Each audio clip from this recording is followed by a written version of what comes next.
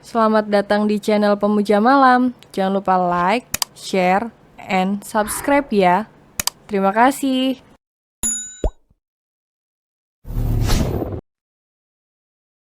Chapter 6.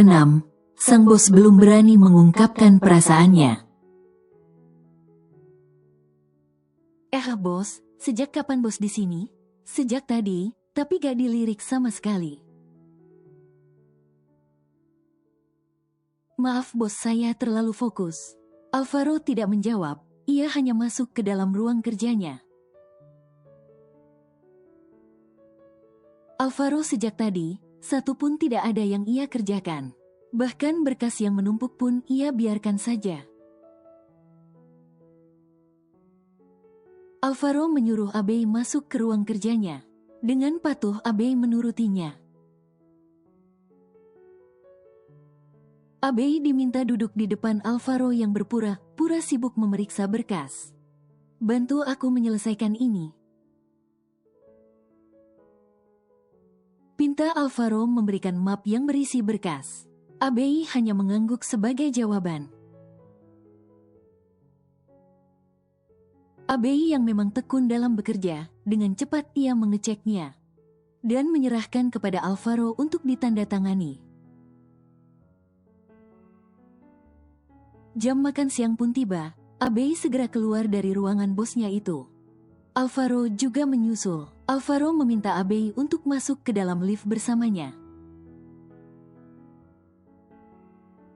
Dari yang juga ingin ke bawah, tapi terlambat karena pintu lift keburu tertutup. Dari pun menendang angin, terpaksa ia turun melalui lift karyawan. Saat di dalam lift, tiba-tiba listrik mati. Lift pun seketika berhenti. Abey yang terkejut karena lift sempat bergetar pun menjerit. Ak! Tanpa sadar Abey memeluk Alvaro. Alvaro terdiam mematung dan membiarkan Abey memeluknya. Abey takut jika lift yang mereka naiki terhempas. Beberapa menit kemudian, lift kembali normal. Tapi Abey belum sadar jika ia masih memeluk bosnya itu. Lift tiba di lantai 2, dan pintu lift pun terbuka. Abey yang sadar pun mendorong tubuh Alvaro hingga terbentur pada dinding lift. Tanpa rasa bersalah, Abey pun segera keluar dari lift dan berjalan santai seperti tidak terjadi apa-apa. Alvaro meringis menahan rasa sakit di punggungnya karena terbentur. Alvaro meregangkan ototnya untuk mengurangi rasa sakit tersebut. Gila tuh cewek, mendorong orang tidak tanggung-tanggung, gumam Alvaro, lalu keluar dari dalam lift.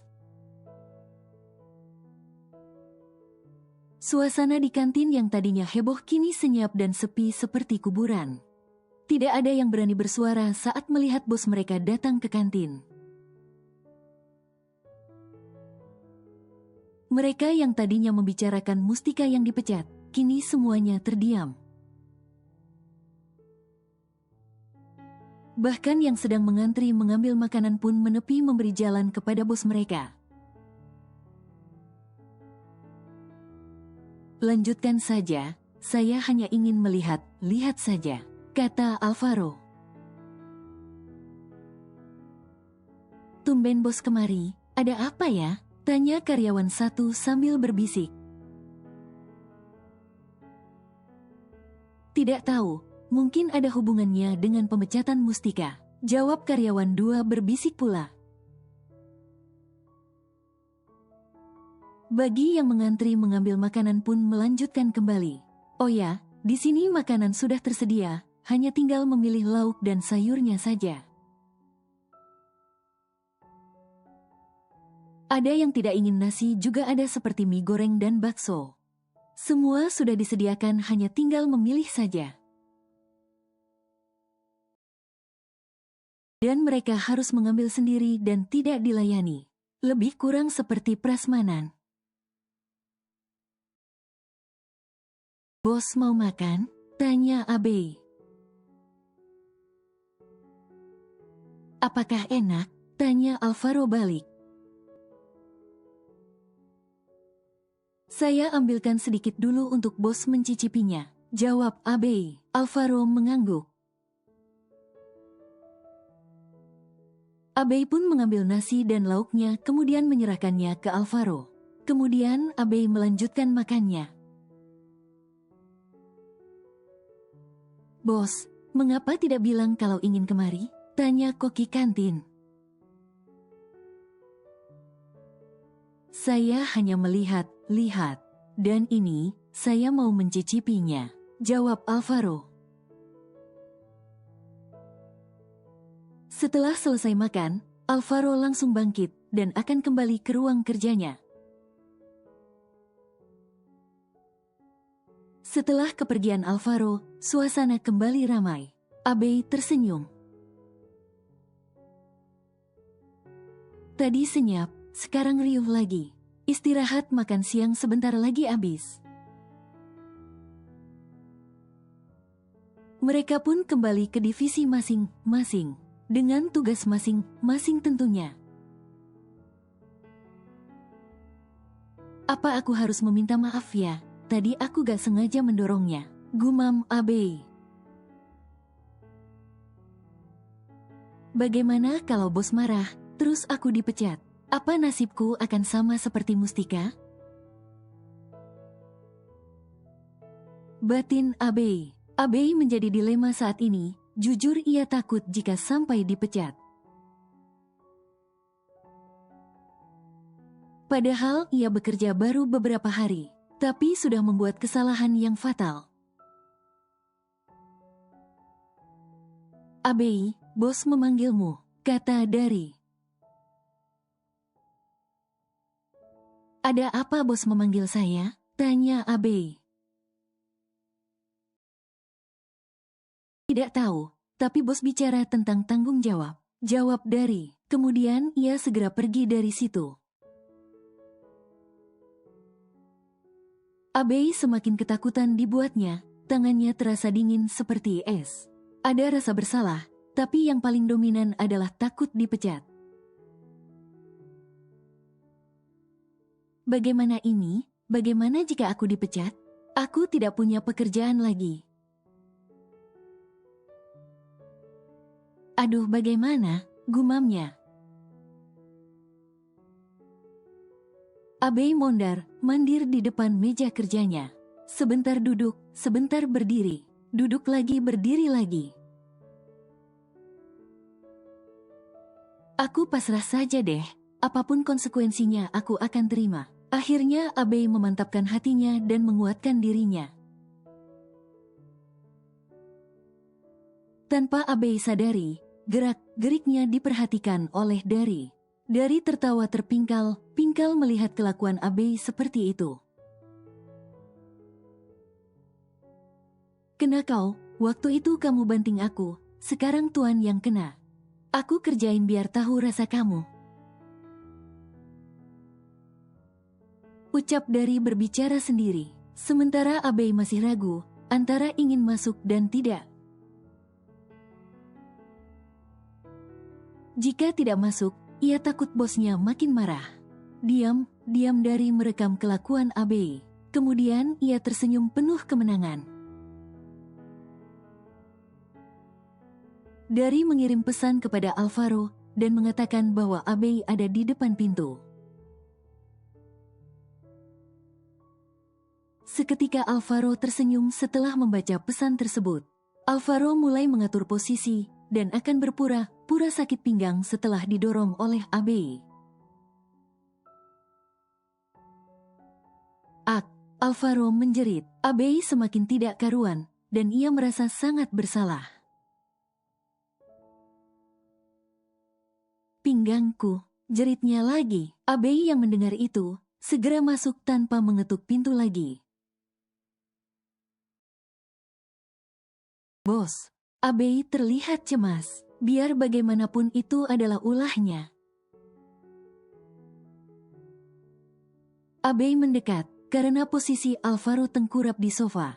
Abei hendak memegang pinggang bosnya itu.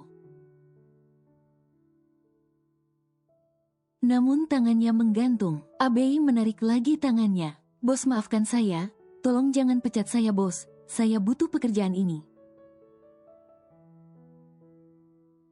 Ucap Abei. Tanpa sadar Abei menangis. Mendengar suara sesegukan dari Abei, Alvaro seketika menghentikan aktingnya. Niatnya ingin mencari sedikit perhatian dari asistennya itu. Namun siapa sangka malah membuatnya menangis. Alvaro bangun dari tengkurapnya dan duduk di sofa. Perlahan ia mengelus rambut hitam Abei. Abei menatap wajah Alvaro, dan perlahan Alvaro menghapus air mata Abei dengan ibu jarinya. Aku tidak akan memecatmu, karena kamu adalah sekretaris terbaik yang pernah aku temui. Jika dulu aku ganti sekretaris, itu karena mereka tidak becus. Aku suka sekretaris seperti kamu. Abei menatap dalam wajah pria tampan di depannya ini. Kemudian ia menghela nafas dan membuangnya kasar. Abei terdiam saat Alvaro menangkup pipinya. Alvaro membawa Abei berdiri. Saat Alvaro hendak memeluknya, pintu ruangan dibuka. Dengan cepat Abei mendorong tubuh Alvaro hingga terjerembab ke sudut sofa. Dan kemudian berguling ke lantai. Abei gelapan dan segera ingin menolong. Aduh pinggangku, ucapnya, kali ini sakit beneran. Sayang, Ardina segera menghampiri putranya. Ardina belum menyadari jika yang di sampingnya adalah sekretaris putranya, Mama. Nyonya, Ardina menoleh ke arah suara di sampingnya. Dan menatap sebentar wajah Abei, kemudian beralih menatap Alvaro. Ardina memicingkan matanya seakan meminta penjelasan dari putranya itu. Kemudian Alvaro mengatakan jika Abei adalah sekretarisnya. Oh gitu ya, tapi kok kayak pernah lihat. Kata Ardina mencoba mengingat-ingat.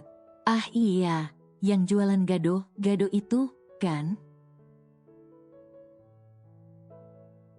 Tanyanya. Abei mengangguk.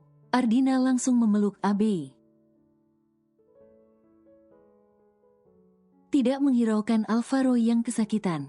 Ardina menggandeng tangan Abei dan membawanya ke sofa. Ardina langsung akrab dengan Abei dan melupakan Alvaro. Alvaro akhirnya bangun sendiri.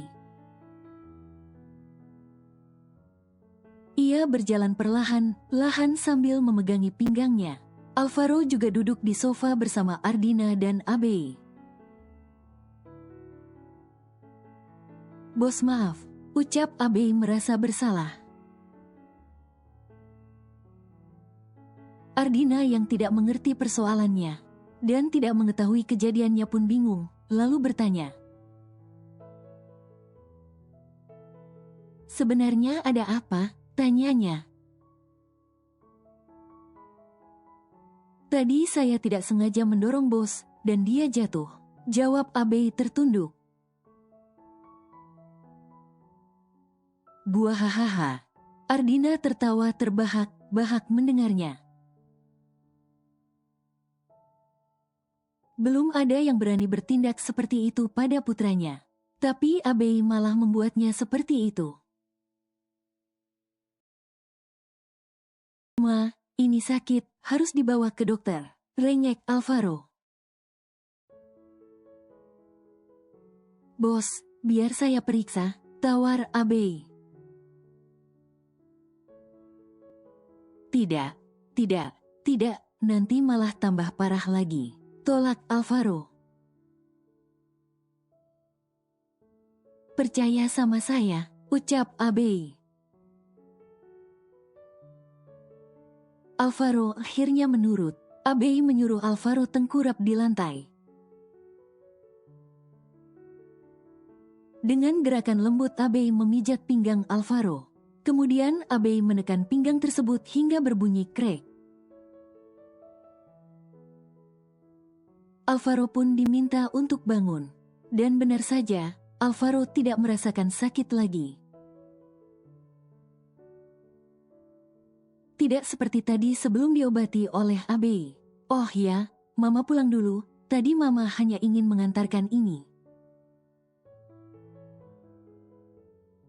Waktu itu Mama lihat kamu suka makannya jadi Mama belikan, ucap Ardina. Alvaro melihat plastik yang diletakkan oleh Ardina di atas meja. Alvaro mengintip isinya dan ternyata gado-gado. Ardina menarik pelan tangan Alvaro dan membawanya sedikit menjauh dari Abei. Apa kamu yang melaporkan Desi? Sekarang dia ditangkap dan dimasukkan ke pusat perawatan. Tanya Ardina. Aku sudah bilang ke Mama. Jika aku yang bertindak maka akan seperti ini. Aku tidak peduli apapun tanggapan dari Tante. Jawab Alvaro. Tante kamu awalnya marah. Tapi Mama yakin dia akan bisa menerima kenyataan ini. Abei yang tidak ingin ikut campur pun meminta izin untuk keluar.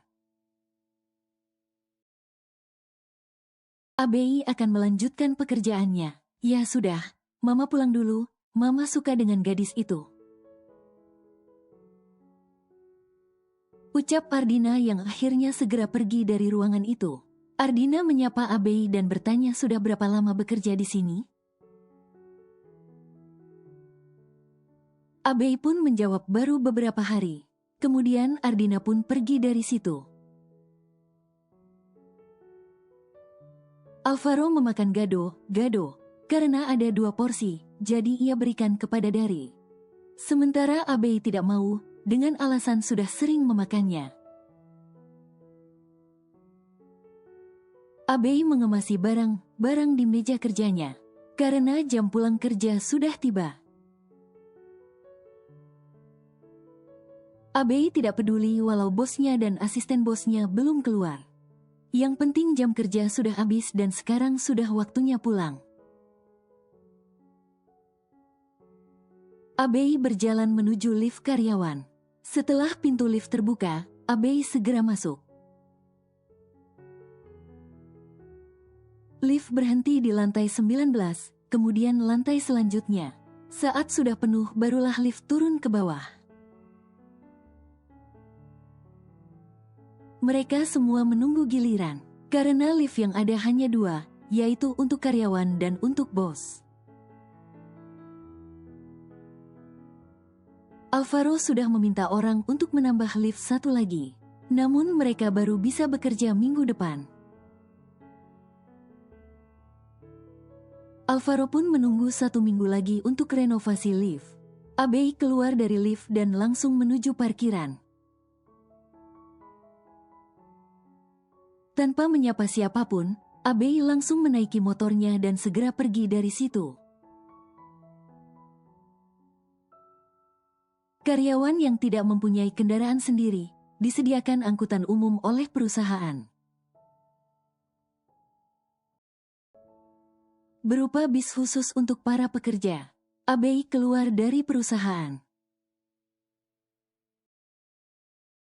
Tapi baru beberapa ratus meter, Abei merasa ada yang mengikutinya. Abei melihat ke kaca spion. Benar saja, 2 buah motor mengikutinya. Abei menjadi lebih waspada. Padahal ia sendiri tidak tahu mengapa dia selalu diincar. Dia tidak jahat dengan orang. Jika ada yang menantang maka Abei tidak tinggal diam. Abei melajukan motornya untuk menghindari 2 motor yang mengikutinya. Tidak berapa lama, sebuah mobil menghampiri motor Abei. dan berkendara sejajar dengan motor Abei. Abei menoleh ke mobil tersebut dan tersenyum di balik helm full face-nya. Ya, mobil yang menghampiri motor Abei ada Alvaro. Tadi saat Alvaro di perusahaan. Ada yang terlihat mencurigakan saat Abei keluar dari perusahaan. Alvaro dengan cepat mengejar motor Abei. Dua motor yang tadinya mengikuti pun tidak jadi, karena dihalangi oleh mobil di depan mereka. Sial, mengapa selalu gagal sih? Umpat si bos. Sabar bos, masih banyak kesempatan kita. Jika tidak hari ini, maka besok atau lusa kita bisa melaksanakan rencana kita. Kata satunya, Abei pun tiba di rumahnya. Tadi setelah dua buah motor tidak mengikuti Abei lagi, Alvaro langsung berbalik arah dan kembali ke mansion. Abei melihat sang mama sedang mengobrol dengan seorang pria. Abei memperhatikan pria itu yang begitu mirip dengan sang mama. Abei tentu saja penasaran dengan pria tersebut, yang Abei perkirakan seumuran dengan sang mama. Abei menghampiri keduanya. Sunita pun menoleh, begitu juga dengan Raksa. Kemudian ia tersenyum, tanpa perlu bertanya, Raksa sudah tahu jika itu adalah keponakannya. "Ma, ini siapa?" tanya Abei. "Ini kakak laki Mama. Maaf jika Mama tidak pernah cerita sebelumnya," jawab Sunita. "Sini dekat Paman. Paman sudah bertahun-tahun mencari kalian. Akhirnya bertemu juga," kata Raksa. Mata Sunita masih sembab karena sehabis menangis. Bagaimana tidak, lebih 20 tahun tidak pernah bertemu. Saat Sunita diusir dan memutuskan hubungan dengan keluarganya dan mengikuti Patrio sebagai kekasih yang dicintainya. Ketika itu Raksa sedang dalam perjalanan bisnis, jadi tidak mengetahui kejadian seperti itu.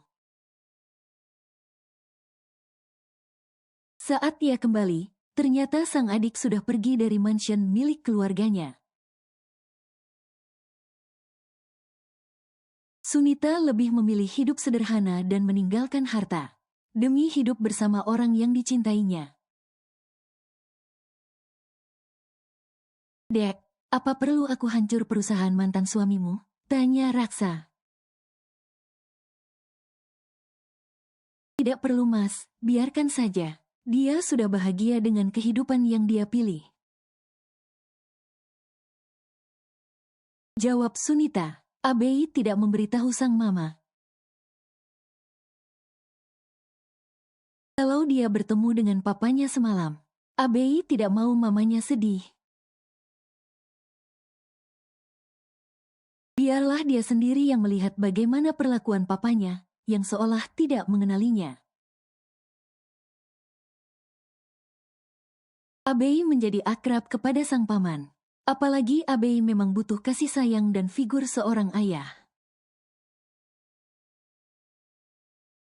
Meskipun Abei orangnya mandiri dan dewasa, namun kedewasaan Abei karena keadaan. Keadaanlah yang membuatnya matang sebelum waktunya. Di usia 10 tahun, Abei sudah harus mencari uang sendiri dengan caranya sendiri. Selama uang itu halal, namun pernah satu kali yang Abei takut untuk memberikan uang kepada sang mama. Yaitu waktu ia mengikuti pertandingan ilegal melawan petinju. Petinju itu cukup disegani di daerah tersebut. Makanya petinju itu menjadi sombong dan merasa paling hebat. Paman menginap di sini ya? Pinta Abe. Raksa tersenyum. Iya benar, benar bahagia bisa bertemu kembali dengan sang adik plus keponakan. Lain kali saja, jawab Raksa. Bagaimana kabar papa dan mama? Tanya Sunita. Mereka baik, tapi mereka masih enggan menyebut namamu, Dek. Jawab Raksa lesu. Semua itu salahku, Mas. Andai saja aku mengikuti keinginan mereka untuk menerima perjodohan tersebut. Mungkin semuanya tidak akan seperti ini. Sudahlah, setiap kejadian ada hikmahnya. Adikku yang dulu tengil dan manja, kini berubah lebih dewasa. Dan keponakanku juga. Raksa mengelus rambut adiknya. Mbak Nita, ini siapa? Tanya tetangga mereka yang biasa membeli gado padanya. Saudaraku, Mbak. Jawab Sunita. Wanita itu memperhatikan wajah Raksa dengan seksama. Kemudian beralih ke Sunita, yang ternyata keduanya benar mirip. Hanya versi pria dan wanita yang membedakannya. Kami kembar, Mbak. Ucap Sunita seolah tahu arti tatapan wanita Simba tetangganya itu. Oh alah, pantas saja sangat mirip sekali. Jawab Simba. Kemudian Raksa pun pamit, setelah cukup lama ngobrol dengan sang adik. Dan akan datang lagi nanti jika ada waktu. Sunita dan Abe pun segera menutup warungnya. Sebenarnya sejak tadi ia ingin tutup. Karena ada sang kakak jadi mereka ngobrol terlebih dahulu. Waktu terus berjalan. Tidak terasa sudah 1 bulan Abe bekerja di perusahaan milik Alvaro. Orang yang mengikutinya selalu gagal. Tapi mereka tetap gencar untuk mengikuti Abe. Hari ini adalah hari para karyawan menerima gaji. Abe juga akan menerima gaji pertamanya. Dengan semangat juang Abe berangkat bekerja. Ia sudah terbiasa dengan perlakuan bosnya yang selalu mencari kesempatan kala ada kesempatan. Ya, hubungan mereka sudah makin akrab, namun sang bos belum berani mengungkapkan perasaannya. Mereka saat ada karyawan berbicara layaknya bos dan asisten. Namun saat berdua, sang bos sudah berani menggodanya. Meskipun tidak ada romantis-romantisan, semua karyawan tidak ada yang tahu kedekatan mereka. Bahkan dari yang satu lantai dengan mereka pun tidak tahu kedekatan keduanya. Ajaib memang, mereka begitu pandai menyimpan rahasia mereka berdua. Abe seperti biasa, selalu diikuti oleh 2 buah motor. Biasanya Abe selalu menghindar, tapi kali ini Abe ingin melayani mereka. Kuaf, aku capek diikutin terus. Sebaiknya aku selesaikan sekarang saja, gumam Abe. Abe sengaja memilih jalur lain, bukan ke arah perusahaan tempatnya bekerja. Tapi menuju tempat sepi yang tidak banyak kendaraan yang lewat. Motor yang mengikutinya pun melaju hingga jarak mereka cukup dekat. Abe berada di tengah 2 motor tersebut. Sebenarnya apa sih mau mereka? Gumam Abe. Merasa cukup, Abe menghentikan motornya. Kemudian ia turun dari motor tersebut. 4 orang yang mengikutinya pun turun dari motor. 2 orang langsung menghampiri Abei dan ingin menangkapnya. Abei menepis tangan tersebut. Jangan galak, galak Neng. Sini sama abang. Ucap salah satu dari mereka. Abei mundur mencari posisi yang tepat untuk melawan mereka. Tempat pria itu menyeringai, seperti singa sedang mengincar mangsanya. Abei kini seperti kijang kecil yang terpojok di mata mereka. Mereka tidak tahu, gadis yang mereka anggap kijang itu sebenarnya singa betina yang ganas. Wajah lembut dan cantik, serta pinggang ramping, mampu menutupi sifat Abei yang sesungguhnya. Tidak ada yang menduga jika Abei seorang ahli bela diri. Tangkap saja, mangsa kita sudah terpojok dan tidak bisa lari lagi. Kata si bos, mereka semua menyeringai karena Abei mundur dan mereka maju mendekat. Bos kita apakan dia? Tanya salah satu rekannya. Bukankah Nona menyuruh kita main dengannya? Mereka tertawa senang. Siapa yang menyuruh kalian? Aku juga bisa bayar kalian. Tanya Abei.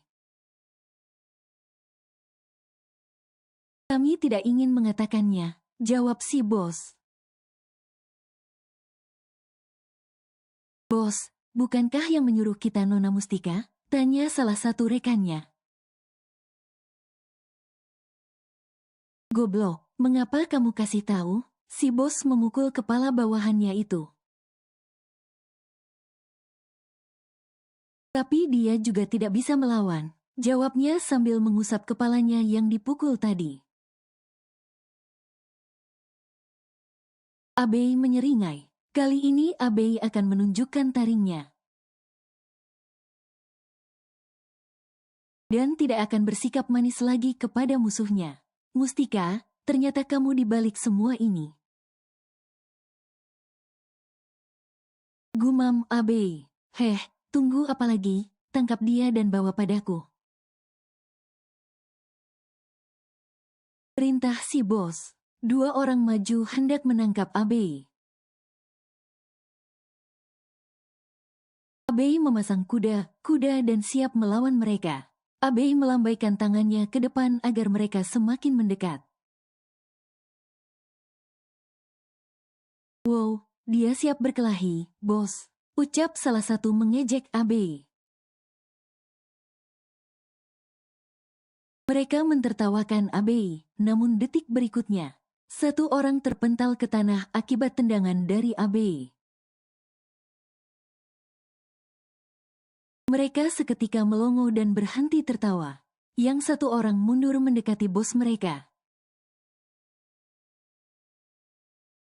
Sementara yang terpental ke tanah berusaha untuk bangkit, sambil memegangi dadanya yang terasa sakit. Cuij, orang itu meludah, tapi yang keluar bukan ludah melainkan darah. Si bos masih berdiri mematung di tempat. Ia tidak menduga, ternyata gadis yang mereka incar begitu kuat. Siapa lagi? Ayo maju kalian semua. Tantang Abei. Mereka semua saling pandang. Salah satu dari mereka sudah gemetar. Apalagi saat melihat temannya yang terpental beberapa meter. Abei kali ini tidak lagi memasang kuda, tapi ia hanya berdiri tegak. Dengan begitu lawan akan sulit memprediksinya. Lawan akan mengira kita lengah. Padahal sebenarnya hanya menunggu serangan dari lawan itu sendiri. Si bos mendorong kedua bawahan untuk melawan Abei. Abei tidak bereaksi apa-apa sebelum mendapatkan serangan dari lawan. 2 orang menyerang bersamaan. Abe memutar tubuhnya dan melakukan tendangan. Satu orang terkena tendangan tersebut di kepalanya. Orang itu tumbang dan jatuh ke tanah. Kemudian Abe menendang satunya. Tapi orang itu menghindar sehingga tendangan Abe hanya mengenai angin. Abe melakukan tendangan tipuan, orang itu kembali mengelak. Namun saat Abe melakukan tendangan susulan, orang itu tidak sempat mengelak sehingga kepalanya menjadi sasaran tendangan Abe. Si bos yang melihat ketiga bawahan sudah terkapar. Ia berniat untuk melarikan diri. Saat ia sedang menaiki motor, Abe segera berlari kecil dan bersalto lalu menendang dada si bos hingga terjatuh dari motor. Sekali lagi kalian berurusan denganku, maka kalian akan tamat, ancam Abe. Kemudian tanpa hati ia menginjak perut si bos sehingga ia menjerit kesakitan. Abe pun segera pergi dari situ. Ia sudah terlambat pergi bekerja. Sebelumnya ia tidak pernah terlambat dan selalu datang lebih awal. Di perusahaan, Alvaro yang melihat meja sekretarisnya kosong pun merasa khawatir. Karena tidak biasanya sekretarisnya terlambat. Tiba-tiba Alvaro teringat sesuatu, jika akhir ini Abe selalu diikuti. Alvaro segera menelepon Abe. Deringan pertama tidak dijawab. Kemudian Alvaro menelepon kembali hingga beberapa kali. Namun tidak ada jawaban. Alvaro seketika panik saat hendak masuk ke dalam lift. Alvaro berpapasan dengan Dari yang juga baru datang. Alvaro yang terburu-buru pun tidak menghiraukan Dari. "Tuan, ada apa?" tanya Dari. Tapi yang ditanya malah nyelonong masuk ke dalam lift. Berkali-kali Dari memanggilnya, hingga pintu lift tertutup. Tiba-tiba ponsel Alvaro berdering. Alvaro segera menjawabnya. "Apa yang terjadi? Kamu di mana sekarang?" Tanya Alvaro menjawab panggilan telepon tanpa embel halo atau salam. "Bos, aku dalam perjalanan ke perusahaan. Sekarang aku berhenti untuk menelpon bos. Nanti aku ceritakan." Abe langsung mematikan sambungan teleponnya dan melanjutkan perjalanan. Alvaro bernafas lega. Ternyata apa yang dikhawatirkannya tidak terjadi. Alvaro yang sudah terlanjur turun ke bawah pun membiarkan lift hingga ke lantai bawah. Alvaro kembali ke atas, ia akan menunggu Abe di ruang kerjanya. Sementara Abe yang baru datang, langsung memarkirkan motornya dan lupa melepas helmnya. Saat di lobi, Abe melihat ke dinding kaca. Dan ternyata masih mengenakan helm pun kembali berlari ke parkiran. Abe kembali berlari memasuki lift. Ia benar terlambat kali ini. Tiba di lantai 20 Abe segera ke meja kerjanya. Belum sempat ia duduk, ia sudah dipanggil oleh Alvaro untuk ke ruangannya. Abe pun menurut saja. "Maaf bos, saya terlambat. Ada sesuatu terjadi di jalan." "Aku khawatir, tahu gak? Takut terjadi apa denganmu?" "Alhamdulillah bos, saya baik saja. Tapi saya terlambat, bos mau potong gaji saya juga tidak apa-apa." Alvaro langsung memeluk Abe. Tapi baru saja ia memeluk Abei, pegangan pintu ruangan itu bergerak. Keduanya saling menjauh menjaga jarak. Tuan, Tuan tidak apa-apa, tanya Dari. Jawab Alvaro menahan amarahnya, karena momennya terganggu. Abei segera keluar, ia ingin melanjutkan pekerjaannya, yang kemarin belum selesai. Sementara di ruangan itu, suasana yang dirasakan Dari merasa berbeda. Apalagi sorot mata tajam Alvaro serasa menusuk hingga ke jantung Dari. Ada apa ini? Mengapa suasananya terasa menyeramkan? Batin Dari. Bos, saya lanjut kerja, ucap Dari berpamitan. Hanya itu jawab dari sang bos sejak tadi.